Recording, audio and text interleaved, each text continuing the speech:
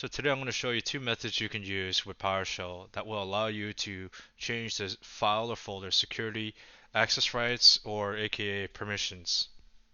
So first we'll start by taking a look at the test target folder and see who has access to it currently. So we'll open this up. We have YouTube folder, test folder, right? Inside here, we go into security. We see that the following have access. Now, if we wanted to add somebody here manually, I made a what did I call it? Example user, I think. Example user 1, I believe. So we'll do check names, and sure enough, there is another user that we can add to the folder. So we have it. It's example user numero uno. So we could hit apply, but we're not going to do that. So basically, that's what we're going to do. We're going to do this manual process through PowerShell. And again, there's two methods that we're doing. So look at the timestamp below and see which one matches your needs, or watch the whole video so that you understand how to do it in both ways. Okay, so the first method I'm going to show you is by using the access control list, or ACL for short acronym, and it's going to require the following module: Microsoft.PowerShell.security. Most likely you'll already have this installed with your PowerShell, whatever version, as long as it's above 5.1. Worst case scenario, install, import the module. And yes, the video will have links to both of these, as well as the GitHub will probably have a snapshot of the information for these two links in case Microsoft changes it down the road. So if you're using access control list, we have a really bare bones script for it. It's only 6 lines of code. It's pretty straightforward. I'll give the actual values for these variables that I'm about to write out right after I explain it as I'm writing it. So first and foremost, you need the path itself, right? So that's the folder path. Then you need to, declare the user you want to give access to the folder to. Then you want to get the access control list of the target folder path. You want to declare what rule or what settings you want to give. Why do I keep doing double equals? That you want to give to that folder path.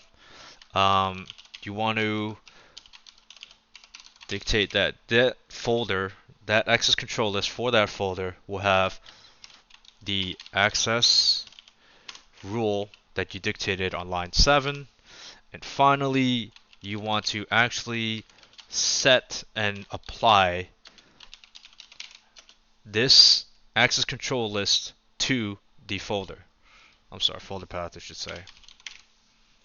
Alright, so now let's actually fill in the variable values. Alright, so the folder path we have right here, it's going to be this one, this test folder. That should be relatively simple. I think the user was example user 1. So before we execute the script, let's just take a look and see what's inside the actual folder securities right now. So right click on it, go to properties, go to security, and we just see myself and then the usual suspects such as system administrators. So now let's actually create the access rule.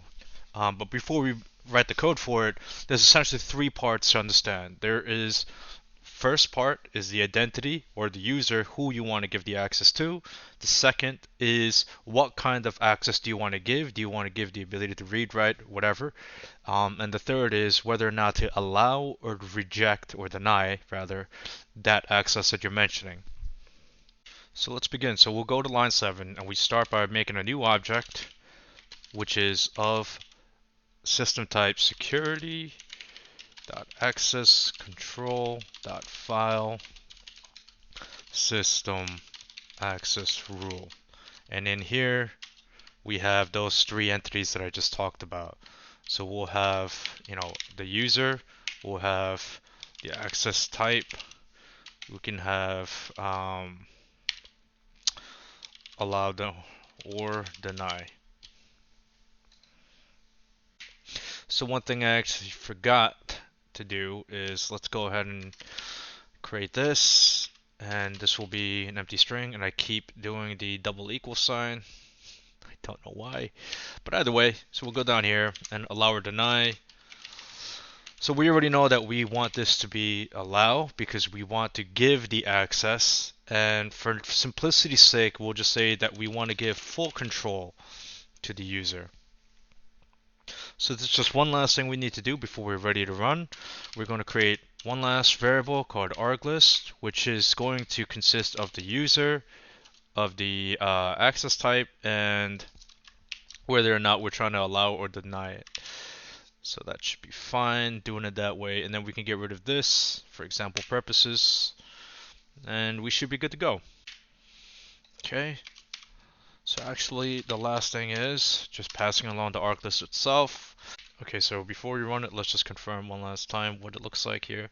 Test folders, properties, security, just the 4 of us. Okay, let's execute it. We'll go back. Test folder, properties, security. Here we have example user 1, and if we actually go to advanced, we see that they do indeed have full access control. So there you go. That's how we do it with ACL. So you might ask yourself, why would you even continue watching the second half of this video when I just showed you how to do exactly what you came here to learn how to do, which is set the access control rules on a file or folder.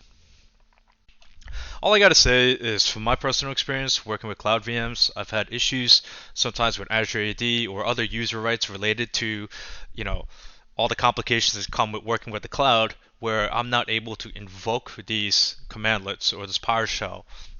And in other cases, I've also worked with on-prem VMs that are ancient and are not compatible with these ACL commandlets.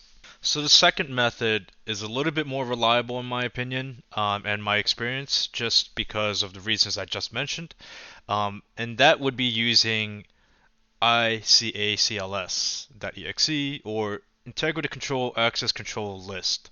So as you can see, this documentation, which I will share in the video as well, is very old. It goes as far as Windows 2003 and Vista. So it's more reliable in that if you're using an old machine, you can still invoke this without having to update the PowerShell, because you don't know what other conflicts might come from updating that PowerShell version. Okay, so to get started here, let's remove everything except for folder, path, and user, and we'll just make a few variables here. One will be grant, the other will be permission, and last one will be inheritance. So for this example, let's just go over here to grant, and we'll type in grant :R, do a / here. For permission, we are going to do the following. We type in OI here in the first bracket, second one is CI, and the last one will be F.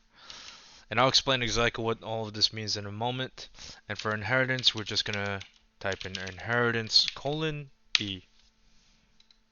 Okay, so let's try and explain what's going on here. So move this to the left, move that to the right. So let's go over what we're doing here. So this is the way that we want to use it, /grant. We dictate what kind of permissions we want to give. Inheritance, enable, disable, remove, and finally, where's permission? Here it is. Permission is it's dictating exactly what kind of permission we need to give. So they actually give a couple examples here. In this case, for inheritance, we're saying object inheritance container, inherit only. They give you several examples. In fact, you don't even need my video. If you just look at this documentation, you should be good. Okay, so the last thing is we actually want to invoke this. So what we're going to start is invoke expression, command, open parentheses, open single quote, ICACLS, pass in the folder path, pass in the inheritance, pass in the grant level that we want to give, do a double quote here, $, curly brace, curly brace. So in here we have the user, $, curly brace, and the permission we want to send over. So if we actually, let's just double check that. Yep, that looks good. Okay, so right before we run it, let's confirm that all is well. We'll go to properties here, security. It's just the 4 of us. Let us execute it. It'll tell you that it's processed the file and that it's successful. We'll go over here, right click it, properties, security, and lo and behold, we've got all access. And if you want to double check, we'll go inside here again. Sure enough, it's got full control. So those are the 2 ways in which you can give a folder or file permission and access rights. It's really up to you and your needs based on what you want to do, which one you end up using. So that's pretty much the end of this video. If it was helpful, please leave a comment. Feel free to like and subscribe to the channel as we have more stuff coming up ahead. And another thing that might be a good comment is if you know a better way to do it, or if you know a better way to modify these scripts that's shared on GitHub to simplify the process or make it even better and more efficient. So thanks again for watching. Take care. Stay safe.